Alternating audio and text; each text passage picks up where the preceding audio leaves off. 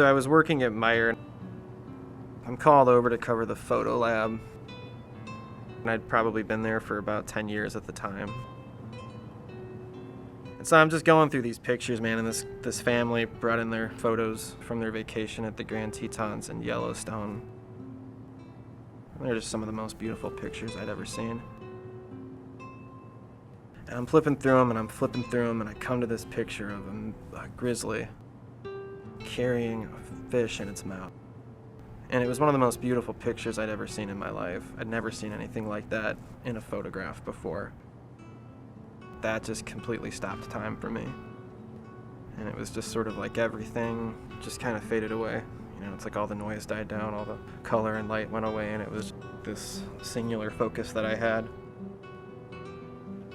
For better or for worse, whatever happens, I'm gonna be here by the time I turn 30, no matter what.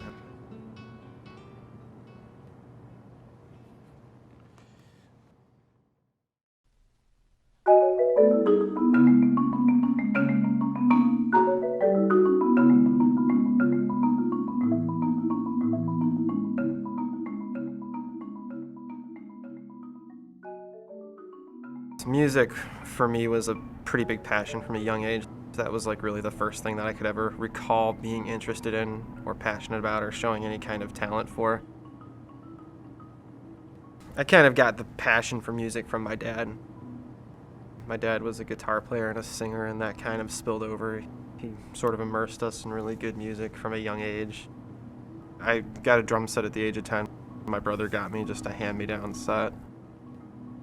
And I started just trying to replicate things that I was hearing, and eventually it led to being in sort of organized musical groups in schools. My music teachers were like my biggest heroes. They were definitely a source of stability in my formative years because some things were going on at home that were not necessarily the greatest in terms of interpersonal dynamics. My eyes were originally to audition in terms of pursuing music. I wanted to be like drum set, studio musician for like record companies. The issue that my support system at the time was worrying about employability, so everybody was talking to me about getting a music education degree, and that was the big sort of thing droning in my ear, so I decided to pursue music education. I learned pretty quickly that that was not where I really wanted to be going, and that was kind of where the fork sort of came in my life. The one road that led me to where I wanted to go versus where this road was taking me. If you're a dreamer, you can't listen to people that play it safe.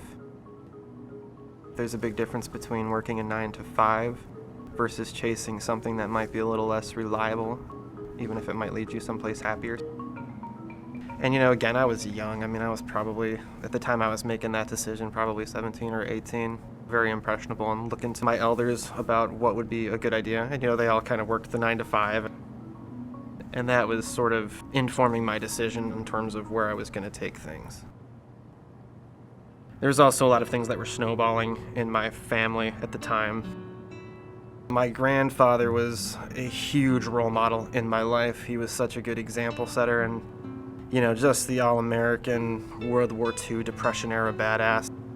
My grandparents were descending into dementia, and that was really difficult to deal with at the time. To have somebody who was like your hero just completely start to fade away and to slip into paranoia and just being irrational and unreasonable, and you know, it's like he wasn't my grandfather anymore towards the very end. I had some outstanding memories of both of them.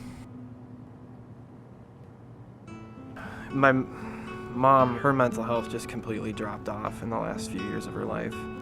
She always skewed towards the negative. From the time I was a little kid, I always remember her being like that. And it wasn't like it was all bad. I do have some really good, fun memories of her. Both of her parents were in the process of being demented and dying, and I think that took its toll. She started becoming a big-time alcoholic. I mean, that just grabbed a hold of her. She started just going downhill. I mean, she was drinking daily and drinking excessively. And she was always very volatile and very temperamental and always very extreme, but that just took it to the nth degree. I'd come home and the house would be just completely destroyed, the interior. She would have ransacked it.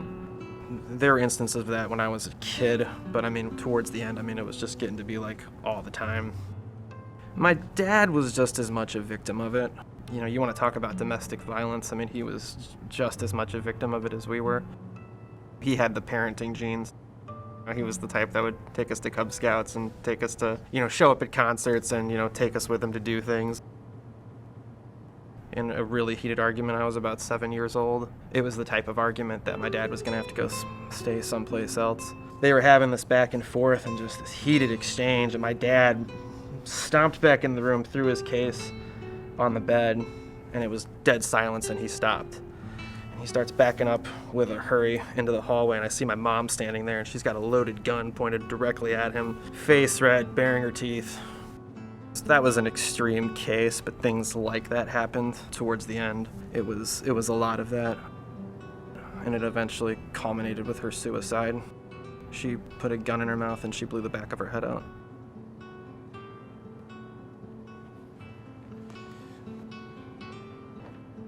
That was the culmination of a very unhappy life. I do remember good things about her. Very motherly memories, which when I talk to my siblings, they'll say that they don't. And that was not my experience. About around the time I was hitting the age of like 24, maybe even earlier than that, to be totally honest. I was at that age where everybody was graduating from school, getting stable careers, having kids, getting married, and my life was just going absolutely nowhere. I was just completely treading water in life. I'd gotten, when I was going into college, I'd gotten an after-school job, the type of job that you have in your in-between time. My in-between time turned into 11 and a half years of working a dead-end job, going absolutely nowhere. It had kind of started to hit me, that weight of what am I doing with my life, where am I going, because it just felt like I was marking time. It was just slipping away. And there was a time in my life where I thought I would never get out of that situation. I couldn't make ends meet. I was just, I was living below the poverty line, and it sucked. And I was just like, man, I need to do something to get out of this situation. One of the jobs you can always get, no matter what, is you can get a job in healthcare. And nursing was one that was doable for me. It was super competitive to get in. I spent the best years of my life doing nothing. Your 20s are supposed to be the best years of your life. Even with everything that had been going on, I was still fixated on that bear and getting out west and getting to Yellowstone. I saved about $5, maybe $5 to $10 out of every paycheck, probably over the course of a year or two. At that point, by the time the trip was approaching, I was in nursing school. It was sort of heading towards this point in my life where I was able to shed a really horrible chapter and kind of move forward into something new.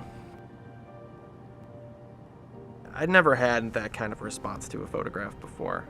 I'd never had something tap into that sort of spiritual part of you, something that's otherworldly, something you can't describe. I was gearing up for the boards. I was just studying constantly, just hitting those books. I remember going into the boards, taking the test, and I came out just pretty sure I just failed this test.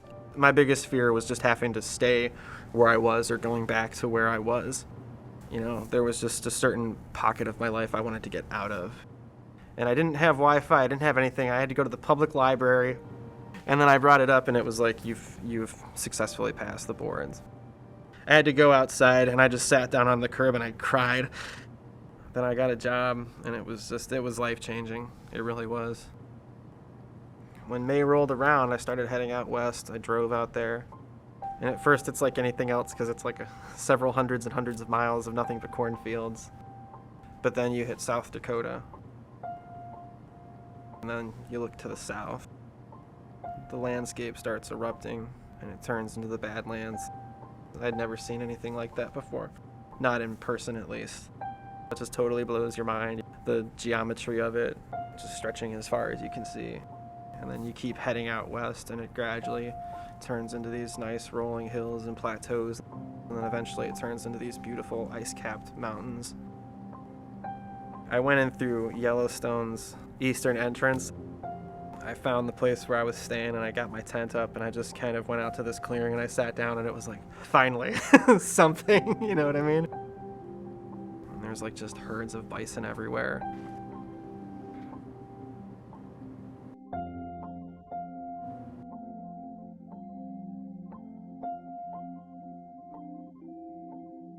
It's like looking at liquid jewelry. It's like gazing into a crystal ball or a diamond or a sapphire or something like that. There's just no words for it. And I was there the day I turned 30. I saw Old Faithful erupt the day I turned 30. I was walking along and I see a downed tree and I see like what I think is the base of the tree. I have terrible eyesight. I can't see a damn thing. There's these sort of stripped trees and I look through the trees. It keeps coming. I'm like, okay, that's a bear. Finally, I see the baby pop its head out and I'm like, oh man. Whew. I was really excited, but I was also really terrified. And she turns down the trail like right at me. So I just started backing up really slowly. And I'm just like, oh man, please just go away. Please, just run away. And eventually she got wind of something that she wanted and she took off. She cut across the trail and I did not see her again, thankfully. The process of going through my 20s and the whole odyssey of dealing with loss and grief and struggling to improve your situation, I learned through this whole process was that if you put your mind to something, if you work hard at it, you will get whatever you want. It just takes time, it takes persistence, and it takes recognizing your own faults to get to that point.